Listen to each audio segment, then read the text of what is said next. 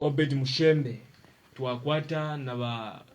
Church Kreki aba niba Ted Mulenga elio twakwata na ba brother evangelist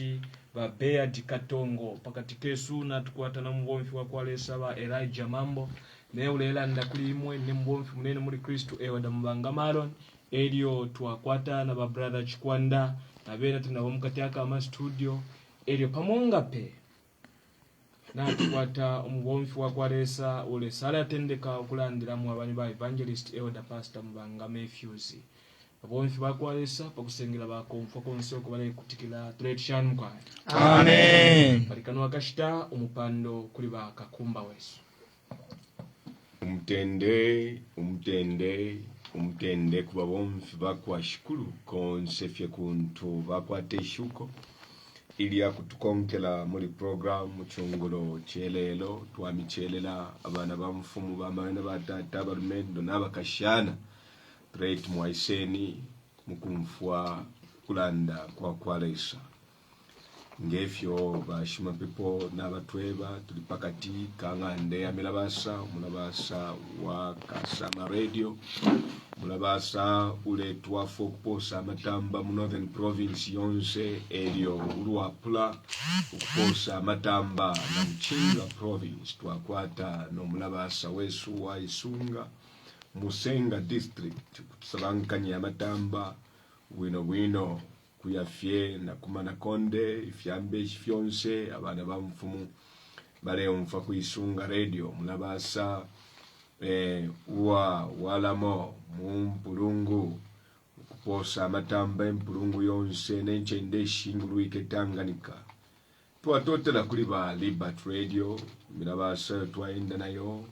ukupususha mwemyeo y'abantu kupitira mwishi ya kwalesa Liberty Radio mulabasa uleposa bwino amatamba uko konsefye kumporokoso ababomfi bakwashukuru kumono kweba tabomfi bakwalesa baumfwa ambulansuma itabwa lyakwateshuko lyakumfwa ambulansuma echo kumisengera wonse ngabomfi bakwashukuru trechani amen kanshi china bwingi chabo bomfi bakwashukuru mu studios twamisengera twilaba nabana bakwalesa abale kutikila pa pa Facebook tuli live na pa Facebook kanshi abana bakwalesa bale konka na pa Facebook bwino live program nabo twabasengela abali pa Facebook na baisunga na tubasengela wonfi bakwashukuru bwino pakusengela abali pa Facebook Treasure amen bantu bena bali live fine tulelanda twamiposha lesa pale konsekuntumle kutikira mwe bali live on Facebook mwilaba ifyefyo satana refwa ya bombele pokufika tapa kweba tapo ke obuntungwa ubwama isosele freedom of press abantu belande chishinka pa media kanshi pa Facebook te pa kuposta fye yipu na mufula na katoloshi nebele awe pa kuposta sembilansuma epwe chano chifikire abale kutikira kuma WhatsApp lelio nabana bakwalesa kuma YouTube tuletotela bantu mulekonke embilansuma tule umfono kumfuati imbilansuma ile umfuika kanshi ayama media yantresa tupele kuikate icharo chonse pakuti abantu benga pusuka to Peter chapter 1 verse 12 chonse abyo wamletele chyo kumibukisha kulwa ifintu neli mwafishi bano kuikashiwa mchine ichi abapo present truth ichishinke chapanshita echo abantu bareka bile sonde lyonse pakuti benga bano mweo echo tabali tondolo balelira nokukuta monchende ishishingulwike abali pama YouTube pama Facebook na abali fye pama WhatsApp na kumilabasa bale kutano kulile nchende Shons chapter 21 verse 11 8 na 12 Isaiah the maiden of doom he calleth to me out of sea, watchman, what of the night, watchman, what of the night? The watchman said, The morning cometh, and also the night. If ye will inquire, ye. Return, come, etisendo kyakwaduma.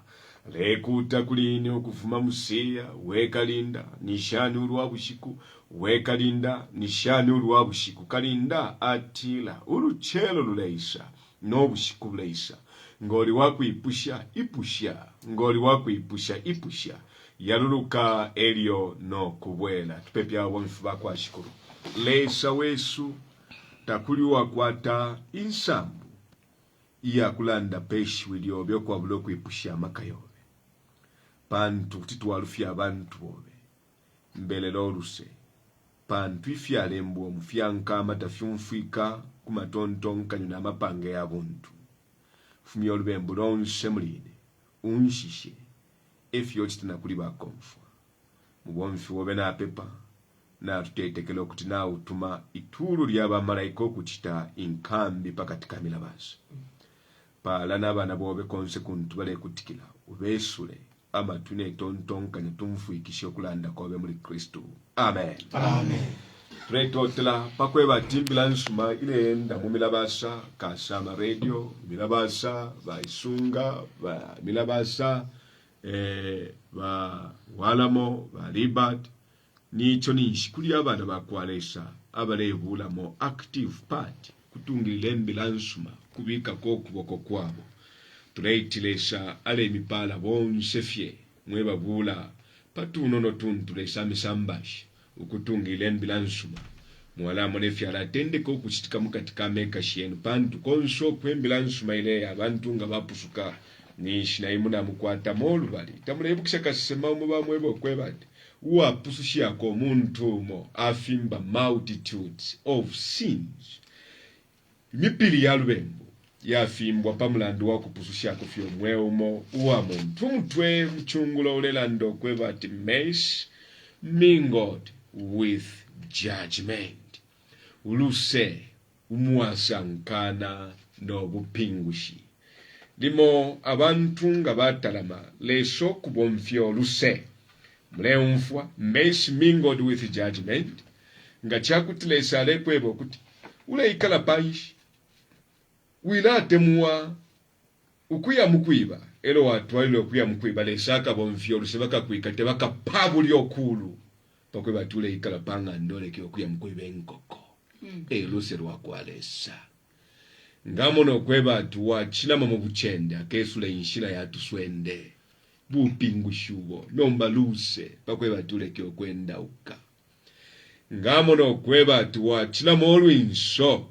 akasuminishele geni peli sompo dinso lyatulika badabana mayo wale kumbwa mayipu pafita luse mess mingled with judgment uluse umuwasankanishiwa ubupingushi lesangamona kwebatu uyu muntu anchusha sana na mwishibe chakachita akakuruwalike chakwebatu kaleka nokupepa stroke ya kwebatu kulaika lapanga ndapa kwebatu wilamu kufurunga nye chilonganino luse lwakwalesa pakutila wikene wambo kula pituluka kanshifyo nchita fibi efyo lesabo ngamono kwebati motoka tawile ibo mfya bwino akasuminisha fye fyonse amatalo kupompoloka mesh mingled with judgment ngamona tinchito intulesa kupela wafilo kuibo mfya bwino letinga wafololo pia kumaule lesala suminisha yenchito lelo ipu pakwebati mailoke kale panganda naba kashana aronga pabe echo bana makwenkwe bena bafuaya uli shita kubwalo elonga lwapwa nombolo pia bakakusula tamwali belenga po ilile mbelo mfweni ilile mbelo yaba muri Jeremiah Jeremiah mfweni chapter mfwe kombele ngeko tunono chapter 4 ilo hapa kupenda pasate. And when thou art spoiled, what wilt thou do? Though thou clothest thyself with crimson, though thou deckest thee with ornament of gold, though thou rentest thy face with painting, in vain shalt thou make thyself fair. Thy lovers will despise thee, they will seek thy life. Elyo mumfwe lipusho lintu bayipusha abati bushe ilyo wapomo waonaika bakonaula chinshi cholina okuchita nangula winga ifwika mufya kolokondwe nangula uiko baike nefya mutengo fya golide nangula winga suba ichinso chobe na ba penti apepa likanshi ba powder ba penti lipstick na umenso mwashila ati ifyole chita fyafye aba kutemweli ole manekefyo balina okukusenuka elyo kabili bakasupila no mweo wobe takuliko tutuma Bible tuishile ndaka imumfo tuenda tulela ndako efibe mbafimo aba kweteko tuma Bible twachibe mbo utwa pamafoni twali kwatako tamuli omubashika toko kakabamo munife KJV umumo kali lekeni tubedengeko mumfwe kwefibe mbaba mumfwe bakwashiko umumo kali eya mumfwe ifyo yangitata mayo mumfwe niko tukabelengemo kalia akakwata amashu yante shakwa Yehova ishiwi yakwalesa mumfwe no mbaele mia tubelengele mia chapter 4 verse 30 pali amashiwi ayaba bomfi bakwashikulu 4 tupende pasate 3 mfikisha kutumo icho bafushisha amano kula mfwako na monshila na shimbi pa verse 30 aiti mfweni verse 30 usheiwe wewe afunshika usheiwe itudimo Jeremiah chapter 4 apa kupenda pasate mfweni nakukeka wate chibemba chimbicha kuti abantu bafira okumfwa akati verse 30 okay akati kali kwatafina kwa mashiwi yakako busheiwe wewe afunshika finshule chita wewe afunshika finshule chita ekuba spoiled ukona urwa nga waona ikafinshule chita nga chinshi icho ulefwalila insalu ishi akashika che nga chinshi icho ulefwalila ifisamo ifya kuyemfya fya golide no kulashinga penti mumenso yobe abaleshinga penti mumenso yabo kanshi kalelanda pali fashion ile chitika muri chinwe chalo chinshi muleshingira penti mumenso yobe ala nakalia ule ichushafye ule ichushafye ukala iwamia aba akutemenwe na abakusula iwe balefwaya umwe obe empela ekulanda kwayaka akapingo ka pafoni kalanda chichi chole we wafunshika chichi chole posa de nshitokula yenfya no kuikantaika paint mumenso yobe tawishi byokweba jaba kutemeno na bakusula kanshi umfweni be careful bana mayo mweba lepenta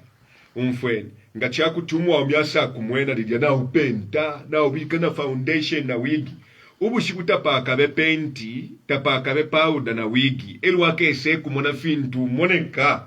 lwaka monefi pumba kumenso na mapimpo akabutuka timayo kanshi na upile nganga akafurumuka naba kutemeno bakubutuka ububusuma bwa kuyemfyelelo pamulandu na artificial things tabwa twafwe kukupusuka napa nono yo lesarefu y'abantu bendele mu bulungami bwakwe n'okukitea ikisuma mwilaba tulela ndo mutwolera ndo kweba ati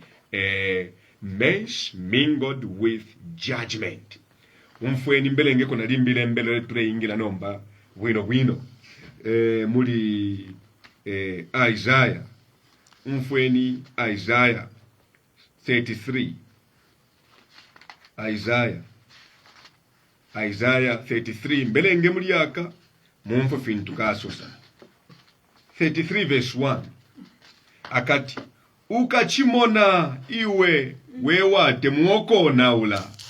lelo iwe tapaba uwakona ulapo walishama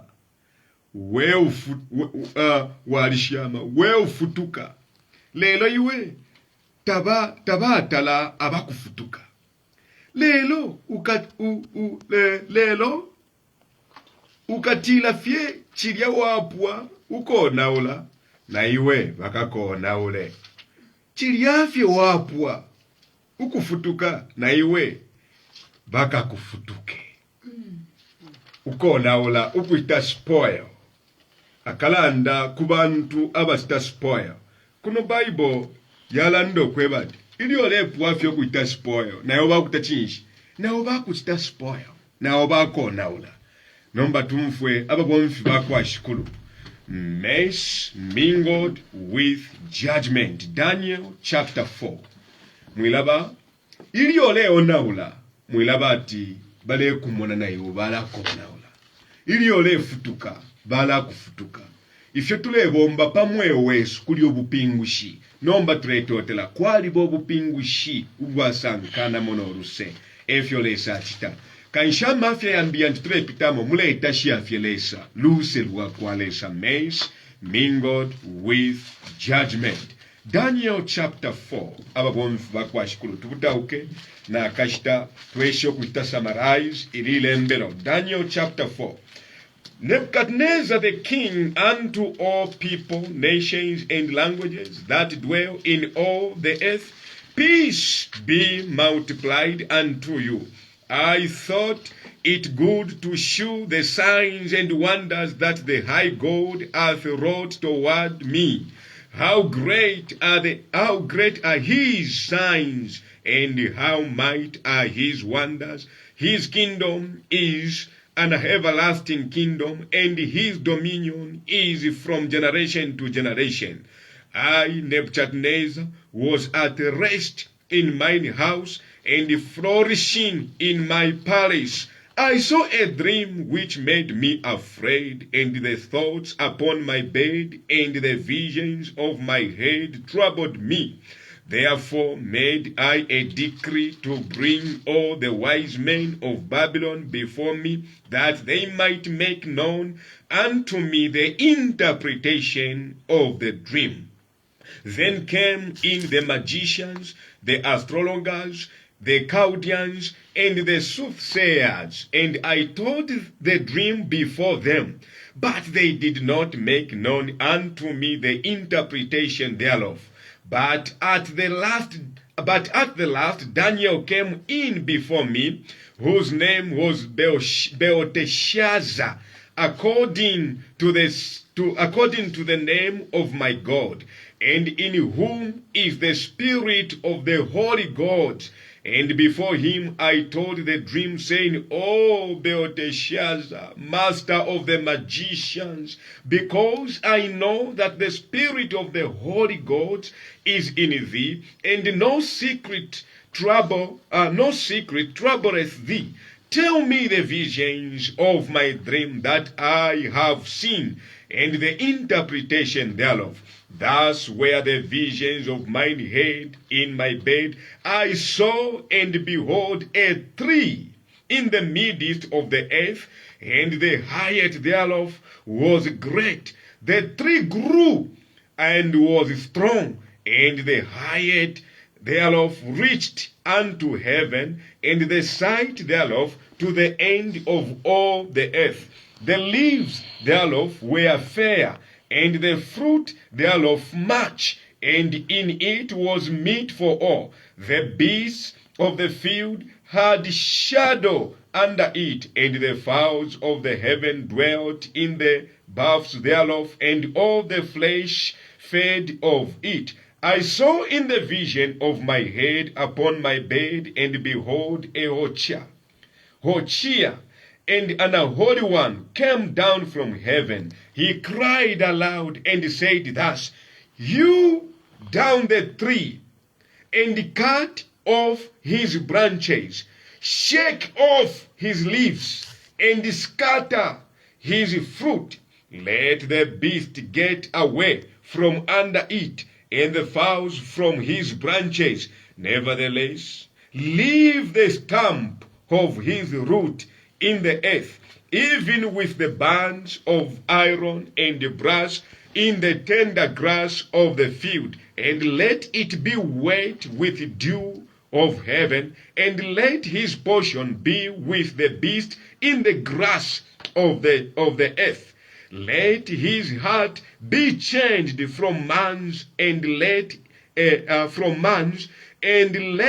beast's heart be given unto him, and let 7 times pass over him. This matter is by the decree of the Hoshea, and the demand by the word of the holy ones, to the intent that the living may know that the Most High ruleth in the kingdom of men, and giveth it to whomsoever he will, and sitteth upon over it the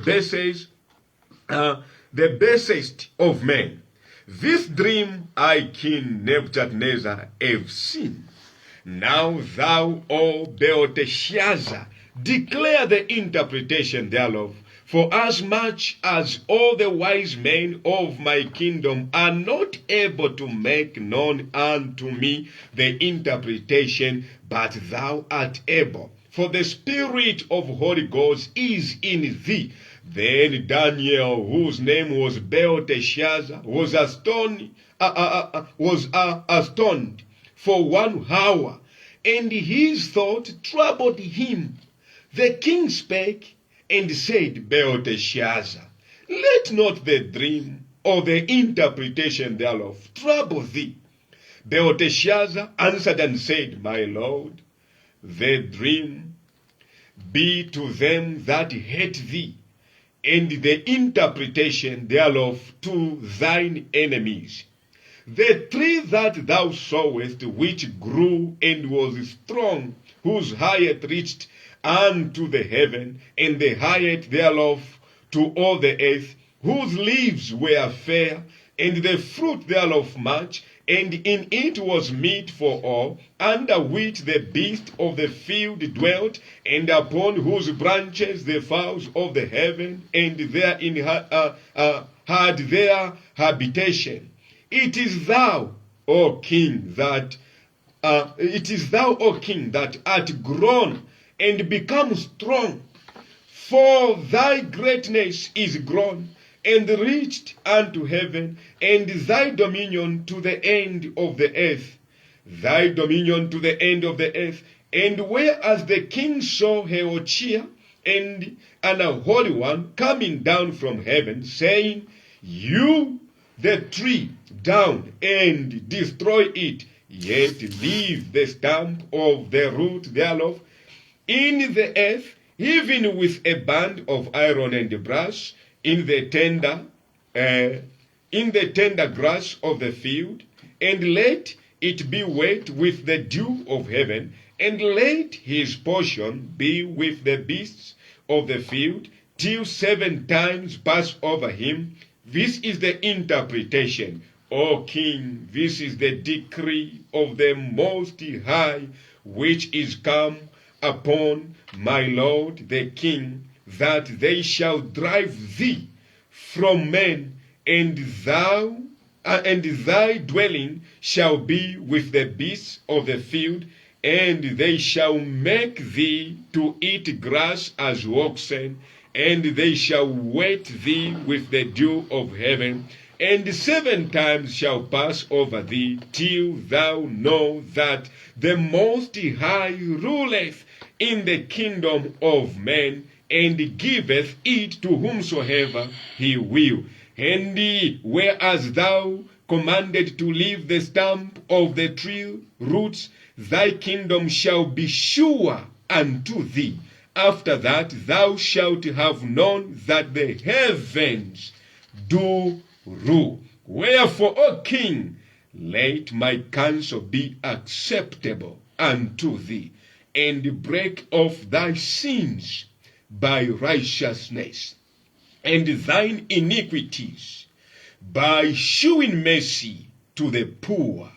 if it may be a lengthening of thy tranquility. All this came upon the king Nebuchadnezzar.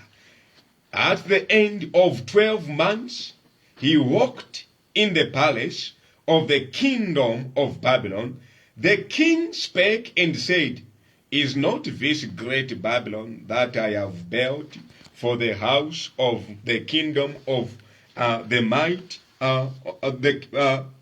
Is this not the house of my kingdom by might of my power, and for the honor of my majesty? While the word was in the king's mouth, there fell a voice from heaven saying,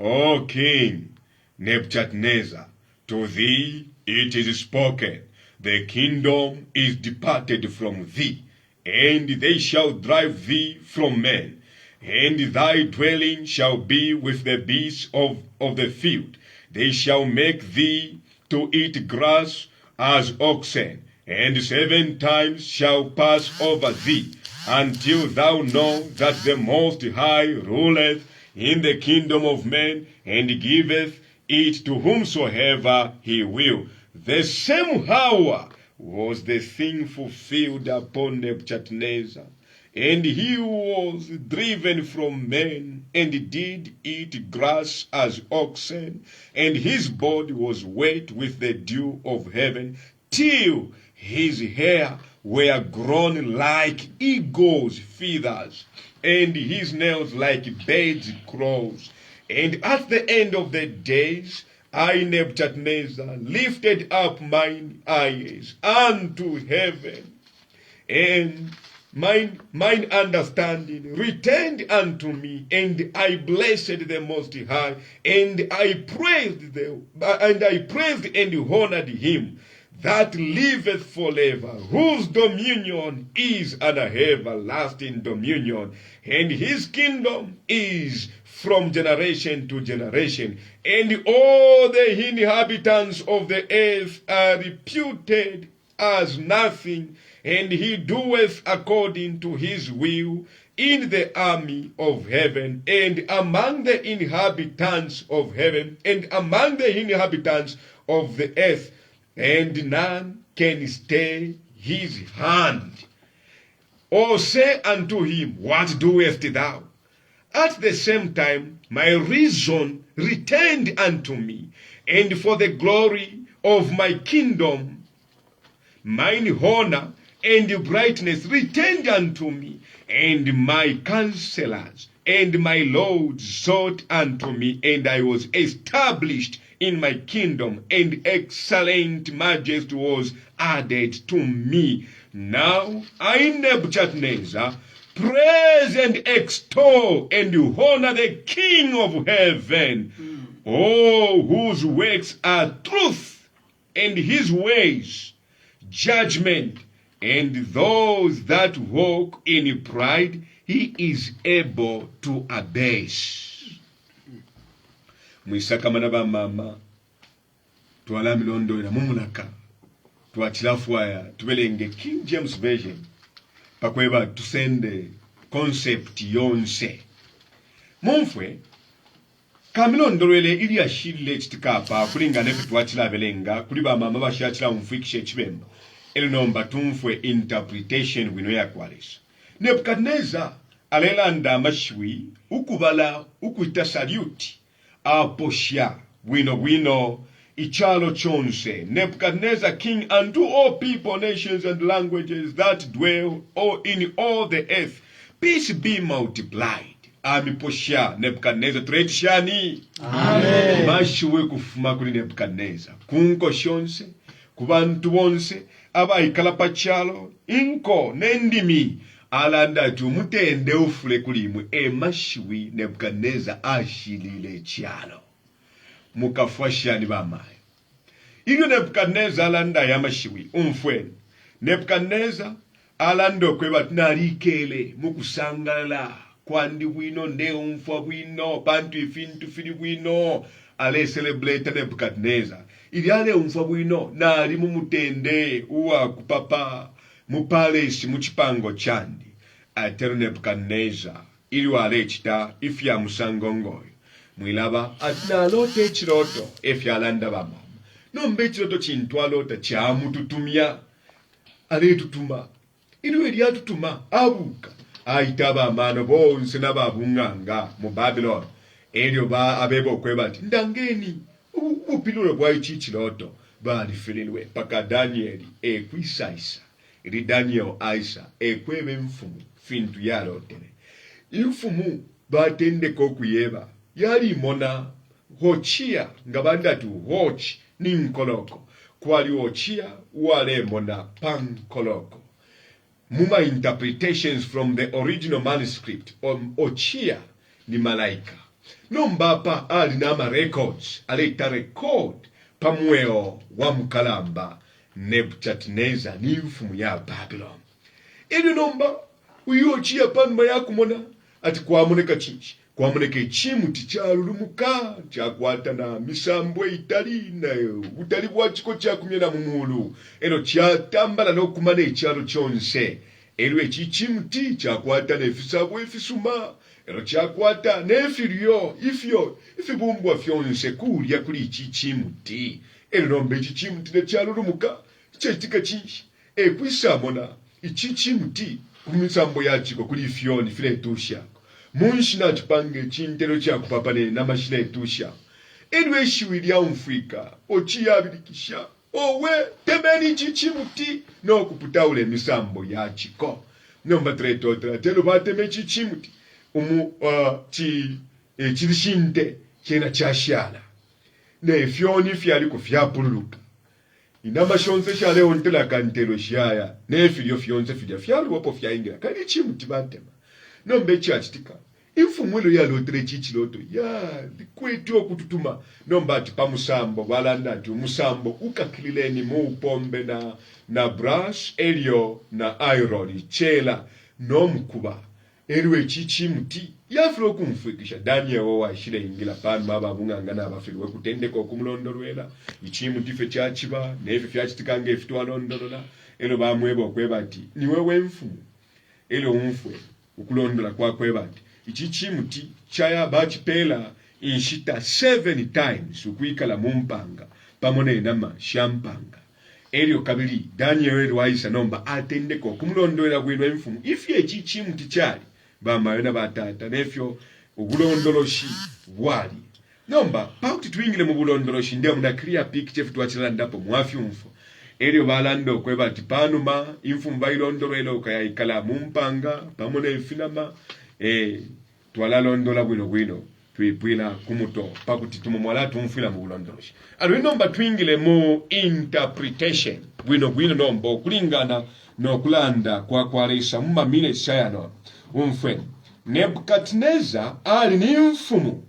nomba obufumu bwakwe nga pali mfumu yo bale itine yali ngenkala muni Nebukadneza nga warufyani yakofye afwili abuluma bula Shadrach Meshach Abednego mumuliro tabale ngumfwila nechinso chale chinja ngafulwa nolenda lwale pona Nebukadneza nomba bamulanga mu chapter 4 ichiloto ekyalengele chimututumye umfweni alanda ati na mwene signs and wonders ifyolesa achitile mwelaba pafisungu shofimwefyolesa achitile nefilangililo epali Daniel chapter 2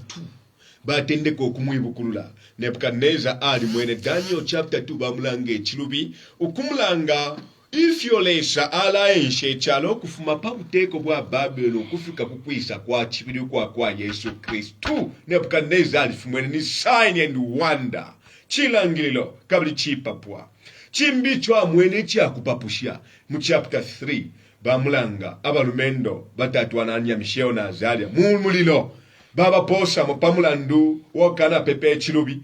bafilo okupya cyali chilangilwe cyo Nebukadneza mwene ekyalengele atendeke okutetakula lesa ngowa kwata maka aya kuteka amabufumu yonse nomba ichichiloto icho alota mu chapter 4 balanda ati ali unrest takwete ukutusha napa nono yo umutima uwabutauka wakulunkunta nomba tamwachibelenga nga mwabelenga okwambira mu verse 4 kuya mu verse 7 balanda nali at rest at peace nde umfwa bwino Nebukadneza ale umfwa bwino ne bamupele chiloto echaike tyomutima wako kuba troubled nishibale myebo kweba idali ne ole umfwa bwino lesekelo oli mu lubembo elo lesala kitapo chimwe kyalale ng'omutima obyokulaba imbuka mulemona nga kyakweba ati mule kitobu kyende na mukabene muli mu guest house ile mwaisa umfwa kwa konkonsha no kuya makati konkonkonkonko fish wala takwisa toloko bwamba owe tawishimana bakonkonsha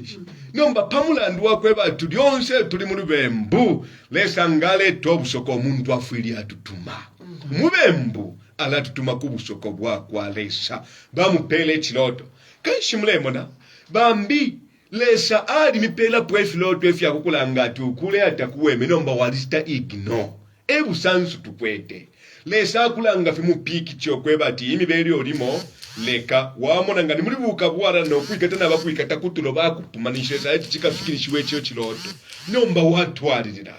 pamulandu wamisula kuchebo kyakwalesa iliyo Nebukadneza aletangala bamupele ekiloto nomba ukukumfwa bwino kuntwale umfwa bwino kwabeleme muli fintu ali kwete security ali kulile bwino musumba wa Babylon chakweba tuwali kwete namalinga about 250 amagetsi linga lintu bakwete umundi gawaili linga amatraki kuti yale pusanali 4 pamulu yale pita pamulu kaisha alikwete total security alikwete amagarden hanging garden takwale befyo fintu balekabila bonsa abashingulwike uyu musumba wa Babylon bale kwatila ubunonshi muri Babylon ifilyo bale fumya mu Babylon mwalina hanging gardens kabli mu Babylon mwalina Euphrates river bemba Euphrates bali kwete omumana wa Euphrates kaishi bale ba nourished bwino fyonze fe balefu aya balefu sanga na security takwali ati mu Babylon ukula ingisha abantu bakulonda ilinga fyeline ili ale periyo kutisa pali 100 meters ukuya mukati aka muluta paino po bengengirira abalwani napa nono iyo ale umfa bwino ngalenda at peace nomba ishi uli yakwale sangali ya isinango wikala mwilinga liya lila tutumia ishi uli yakwale sangali ya isa nangu wenda na bodyguard resangasu sabushikumo mukatutuma bakateka na isha mfumu Nebukadneza tutuma owe ichiloto chintu bamula elwe chachitika umfwen ali at peace pantu pali linstanish ali chimfya bena Syria ali chimfya Phoenicia ali chimfya Judea elo ali chimfya na Egypt achimfe na Arabia kaishta pwete abakwisa musansa ishibya tibonsi aba bali mu minwe yandi nombe chachitika umfwe satana abonfyo mutende wakwe ukukwatira mu ekilumba kuntanshi yakwalesa nga kuli abantu lelo abakwete ekilumba kuli lesa nibali abekele bwino abalelya bwino echo nga wali abwino nokwata pwa makwebo yesabinganule umfwe chebole ishipula nokushipula iwe tina lesa nakumupela omuchini siwe bantu bale umfwa bwino pachalo bantu balelya bwino nokwikala bwino imfumu yali tangele mufyuma kanshi dimonga tatuchenjere ubwingi bwa chuma nechifulo nomuchinshi pachalo kucheperwa kwa bwina Kristo file chifeshi yakobu Kristo muri bamwe nomba pali instalote ekiloto atutuma elwaitaba bunganga bamulondolwele bafilwa apata bapele excuse pantu muri Daniel chapter 2 baibele mfumu kweba twebe wemfumu icholetele twalata chinshi twalailula nomba pe mfumu yabeba elo bafilwa kwelula nishile salechita alefo kuita expose amano ya pachalo kweba tibuwelewele nga tamuishibelesa pantu nere babebe ekiloto bafilwa kwelula kanshepa mulemona titwalisambila masambilo ya muchalo nombe fyabulesa ukumfota tufyumfwikisha baba exposed paka Daniel bamuleta ilo enfumu yamweba okweba ati master of the magicians tamwishibya okweba ati ba master bafyankama fyapano pachalo ba Kristu ile lo mulefu ayo kuya kunganga okweba ati bubulwele kano muyeko kuba achenjela mufwire okwishiba ati abanga bali filo okulanda fenechi loto chamfu mulibe na ibeba teba achenjela bantu batumpa kamila ngeko ama examples ya batumpa uwatumpa number 1 pano pachalo ninganga chida mulanda ati shali chenjela ifo tulanda okweba ati mwenganga konsoko muli mwali tumpa na muleta no kupata na mundu pwa mwali tumpa mwaleta na abantu isha mfumu kulapo kanama 50 kwa chana ba mwine mushimu bantu kwena mwenganga imwe mwali tumpa efe chipingo chilalanda aba amoneka ati bali chenjela kumbano ya pachalo mmenso ya kwalisa bawele wele elu aba chenjela ni banani ni mwana inenga tuwabanga Daniel okumfwiki shefi ya nkama fya malembelo mumulu ba mitokwe bati mwali chenjela nombe itika chinshi ili Daniel watende kokulondole chiloto ngefe tuwachila umfwa icha chimu tichikala mbeche afikile mkati ya kamulu Afrika po pakwebe mfumu umfwe nifya veleme muli chichimu ti number 1 ichimu ti chali pakati kachalo the center of the earth nishibanda Nebukadneza pali inshita alifikire pa ukontolole ichalo chonse kanshitule chenjela nga bakupela position ya kuangalira abantu abengi ule ishibo kweba ati muli danger muli chwe chifulo Nebukadneza ichichimuti chali kwete hayet iya fikire fena mukati akamulu elo chaisula ne chalo chonse ule sakamananga bakupela chifulo ekisumbwike okutilaba nobe empali chilumba chaingila chenjele ni bashime po mukalamba muchenjele bakateka nesha mfumu ichilumba chilengila kusamita ati ba head deacon muamba nokula kakasa head deacon ba first elder in admin mwala kakasa eba papa ule tina leisa ichimu tikuti bachitema at any point chimbi chinshi ichichimuti chali chakosa nishishi bene ati ngapalife mule chenjela ilo bale kutashati baumya aba bali kosa wishi bati limbyuko le butukira limukutemwa ukuteme chimuti chimbi chinshi it reached the end of all the earth chasalanga na konse ulumbielo luile luleya epa kapelera no kuseba nanga wasaluntuka chimbi chinshi much fruit was upon the tree ifinsa wansa wefingi fisabo fyali kuli chichimuti ilya watende kokula umfwa bwino muchalo letu waikatapa kapunda kaisuka wakwate ngombe waikatapa kapunda kaisuka wakwata rice waikatapa akapunda kaisuka wakwate fya kufora fya kutwala kumunada utende ikeo kuchenjela nga wamona fyambo kula chitika ifipunda nga fya isuka fingi maintain obu Kristo wibanga Nebukadneza chimbi chinshi na mashini wako atia kuwila kwe fya kufuala kuchenjela hapo na fimbinga fya isuke myoto kashala isafe ngamenshi chimbi chinshi balando kwebati chali kwete nefilio kanshi mulesa kama nele mwako ati shefilio ngapabe inshite tulingilio kuchenjela nililya mwako ati efilio bantu abengi mu Bible badile bapontelelesa banonu abadile baya mukupepa epa mule mona nangu mwali bala mwikala poko ati fino twalia alweno mbaba simukonda isalire ni pepo lyapa kulia tafichitika kuba fyo kulia twakwa twajwa pepo lya tati lyapa kutende ko kulia nga twalia kusalangana ifilionga fyafula filalenga abantu kulabalesha chimbi chinshi chichimtu chakwete chali kwete nokwa kwikala efinama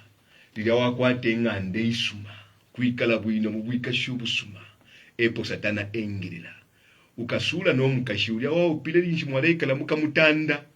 ukafwaya tawasamba iwe leka tufwaye kwa basamba efyo bwika shubusuma bwa ngatamuli ubu Kristo kayitula pepela ati nkwate motoka nkwate njinga na onda ifi kutilili obusumila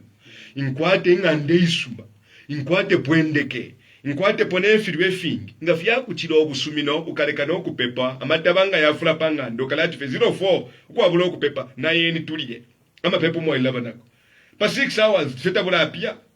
10 hours ine nshomfo bonanga naikala 2 hours uko abulo kuliapo na enda kabilindie ifi yakulia fyafula ishita mapepo yachepa efi ya Nebukadneza nombe chole samu trechinsha abo mfuba kwa shikuru ochia bamutuma kuli chichi muti abantu nga baba n'ekiromba n'eki omufweni amashwi ochia apunda birikisha he cried loudly ishwi lyakuleta obupingushi lilakula with a loud voice elwapunda tishani chop the tree down temeni chimuti apatufikile bonse abakiromba ku kyebo kyakwasalesala atendeka okutema chimbi chinshi cut off the branches mulamonse ama branches muchinshi wa chimuti nga mwatema emisambo echimuti mwakisula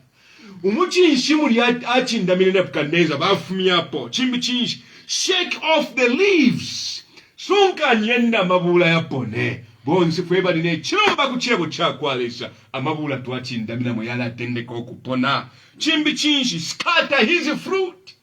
salanganyeni nefisabo filya fyonse twachindamine mwefe twingalila mubala afita skata chimbi chinshi beast also and the fowls were to depart from it ifinama nefyoni fisalangane elyo nga bakutema nefibusa fika kusalangana ichi aitika chinshi abo mfiba kwa shikuru nomba oluse lwakwalesa mumfwe mace mingled with judgment nangu baleteme chimuti balandati shinte sheni nokulichingirira mwalishuka nishi mwilishanisha ubupingu shibwa kwalesanga bwais ifyo bakutulele nsota ufuye nishi baleti chimuti nangu bachiteme nomba pali upo chishalile tukutuluke ukubwekela kuntanshi ya kwalesa Nebukadneza uyo bamufumya nishita bamufumishepo mfwete ili wachili alenda nokukwata echilombati fyonse finakula muminwe yandi na maka yandi ati apo pene ishibili ya mfuiko kufuma mukati ya kamulu kweba ati filia walo telefeta chinshi fyafikirishiwa ta ishibe naba mufumishe munganda nombeli pushi Nebukadneza ta kwete ba malonda bashirika ndo pwapuli ni pesa bantu Babylon ya kwete 250 gates solid aya leisharika nomba ilio yale mumone mfumu ile mfuma pamwinshi ile mfuma yeka ileya nishi mamalonde tabako mkele mfumu kuntu ile ya lesa ngafika paku kando muntu apali wingafu wako yo muntu afuma no kuya ikala bamwe bati 7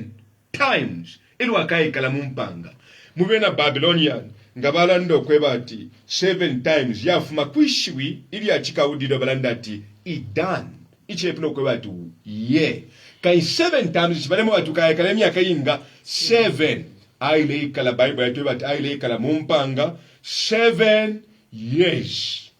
elwe yaikala mumpanga okutendeka okuli ekyani uwale eliamanone tamulebukisha muri Daniel chapter 1 atale eliamanone nomba mumwe fedesa afunda fintukano kesa fititira mufilamba yale eliamanone ndama inkumba imbushi amanama nombe yambo kulali ekyani mwebale sushi emilile ushikumulesa akakupesha ukesa filila mufilamba uyo kuchani Nebukadneza 7 years aleli ekyani elio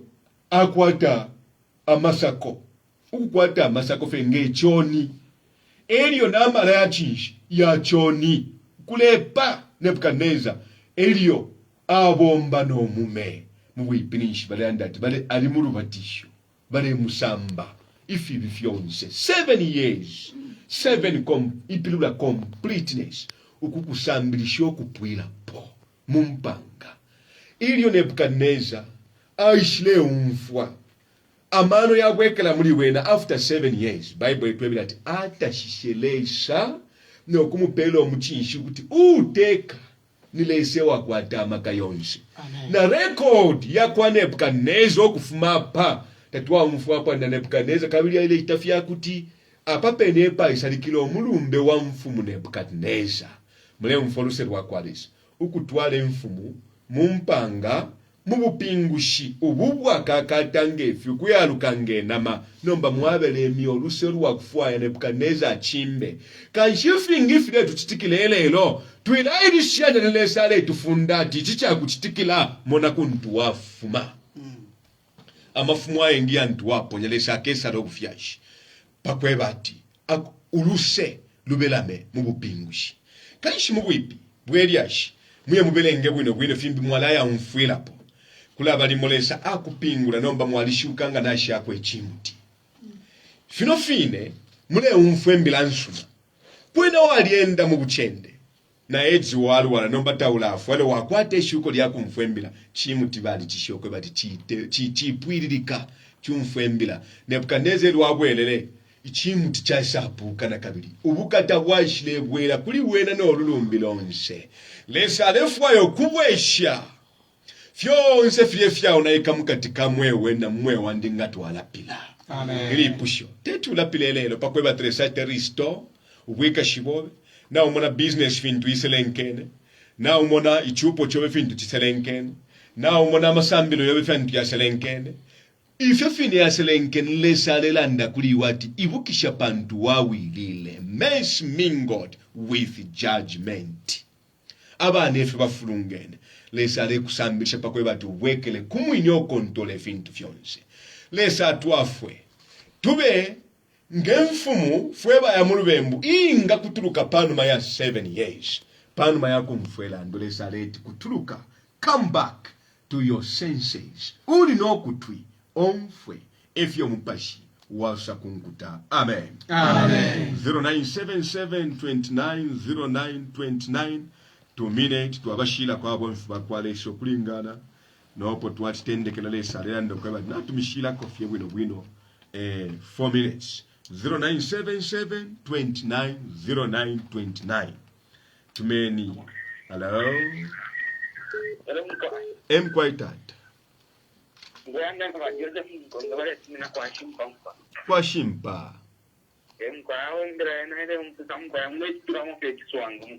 amen lesa pare kwa shimpo kwa lo mwabombe ntati chua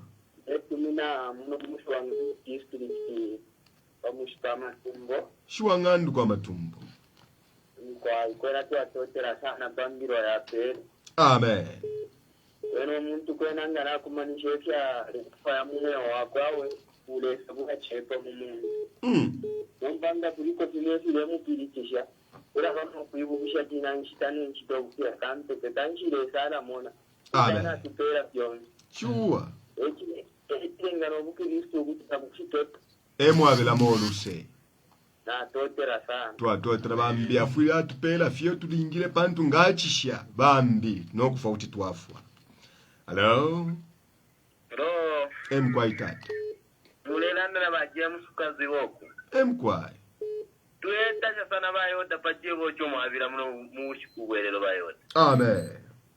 twatotera tetati mwikaregare saminundire kwa nshiku amen twatotera bonfa kwa shukuru hello mwabombe ntata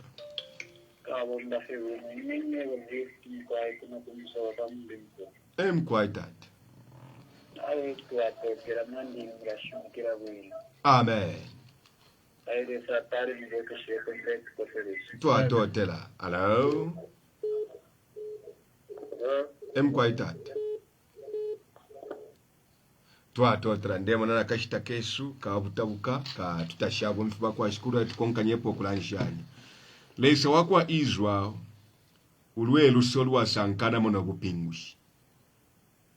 kanshelo leti to bupingushi lelo fimo